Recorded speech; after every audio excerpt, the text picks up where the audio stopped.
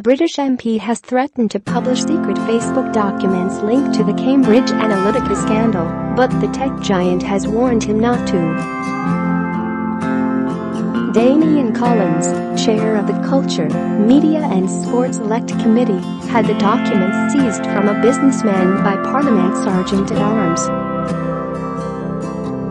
They are believed to include emails between Mark Zuckerberg and other executives that reveal Facebook allowed firms to exploit flaws in its privacy policies. Facebook executive Richard Allen has now warned Collins in an email that the documents are sub judice before a court in California and are sealed. However, Mr. Collins, whose committee is investigating Facebook's role in the spread of fake news, responded, "Under UK law and parliamentary privilege we can publish papers, if we choose to. As you know, we have asked many questions of Facebook about its policies on sharing user data. I believe these documents may contain important information." Mr. Allen has been ordered to appear before Mr. Collins' committee tomorrow after Zuckerberg refused to attend. He will be grilled by representatives of 7 world governments on the spread of disinformation. Scroll down for video. The documents were seized from Ted Kramer, who is suing Facebook in California for restricting the amount of personal information his app is allowed to access. Mr. Kramer, who owns tech firm SIX43, is unhappy that his app Pinkini, which allows users to identify bikini photos among images that their friends upload, was effectively killed by the data restriction. Mr. Kramer's lawyers were given the documents by Facebook, but were told by a U.S. judge that they should not be shared with anyone else. However, Mr. Collins learned that Mr. Kramer was in London and dispatched a representative of Kamal El-Haji, the House of Commons Sergeant-at-Arms, to seize the trove. When Mr. Kramer refused, he was hauled to Parliament and threatened with fines and imprisonment if he failed to comply, at which point he handed them over. Collins said afterwards, "We felt this information was highly relevant to the inquiry, and therefore we sent an order to Mr. Ted Kramer through the Sergeant-at-Arms asking that these documents be supplied to us." Ultimately, that order was complied with. On Friday night, Stuart Gross, a lawyer for SIX43, confirmed that the British committee had obtained the sealed documents. Mr. Collins said, "We are in uncharted territory. This is an unprecedented move, but it's an unprecedented situation. We failed to get answers from, and we believe the documents contain information of very high public interest." The fresh spat between Mr. Collins and Facebook comes after months of pressure in which he has attempted to force Mark Zuckerberg to appear before a summit for questioning over fake news.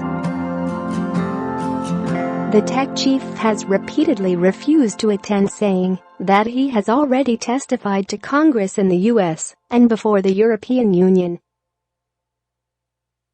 It is not possible for Mr. Zuckerberg to be available to all parliaments, the firm said.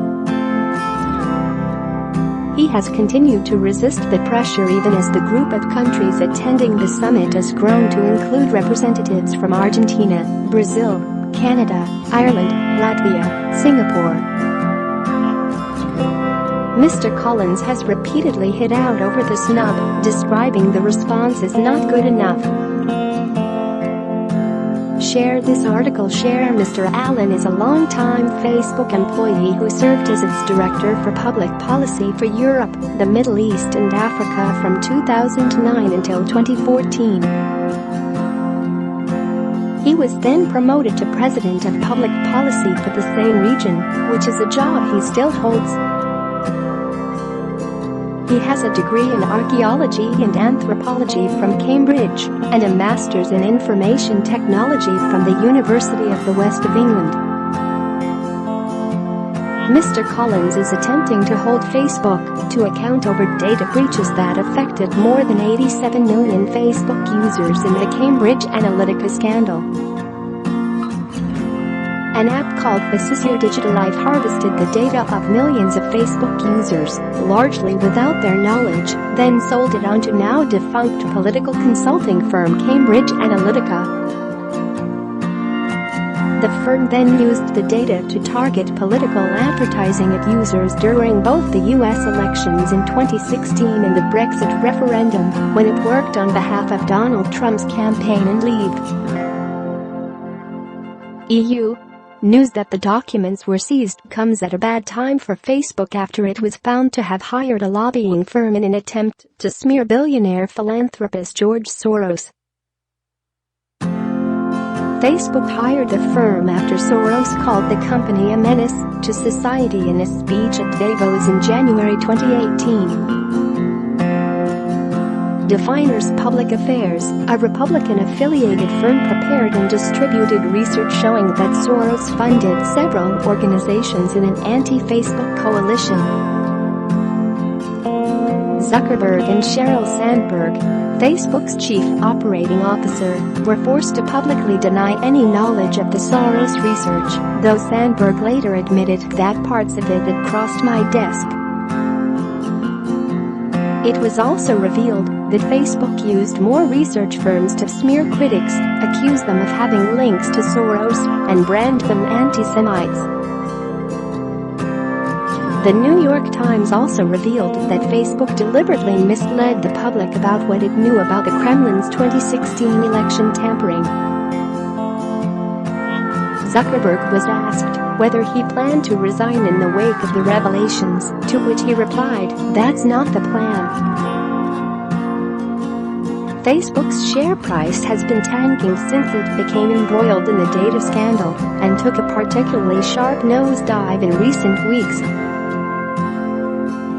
The social network is down almost 20% in this quarter compared to last, with shares selling at $134.82 last week. On July 25, Facebook was selling at $217.50 a share. What is the Cambridge Analytica scandal? Consultancy firm Cambridge Analytica had offices in London, New York, Washington, as well as Brazil and Malaysia. The company boasts it can find your voters and move them to action through data-driven campaigns and a team that includes data scientists and behavioral psychologists. In 2013, Cambridge professor Alexander Kogan used his app, This Is Your Digital Life, to ask 270,000 Facebook users questions about their personalities. By answering them, the users granted Kogan access to not only their profiles, but to those of their friends. He subsequently sold that information to Cambridge Analytica for $51 million. Facebook changed its rules in 2014 to limit what data such apps could access. A year later, the company learned that Kogan had sold his findings and contacted both him and Cambridge Analytica to tell them to delete the data, which they promised to do. In March, Facebook made its announcement that it had suspended Cambridge Analytica after being warned of looming media reports that claimed not all of the information had been destroyed. Those reports, which were informed by the accounts of whistleblowers who worked at the firm, also revealed the true scale of the breach. It was initially estimated that the firm was able to mine the information of 55 million Facebook users, even though just 270,000 people gave them permission to do so. But Facebook later since revealed the number was actually as high as 87 million. The data firm suspended its chief executive, Alexander Nix, after recordings emerged of him making a series of controversial claims, including boasts that Cambridge Analytica had a pivotal role in the election of Donald Trump. The same information is said to have been used to help the Brexit campaign in the UK.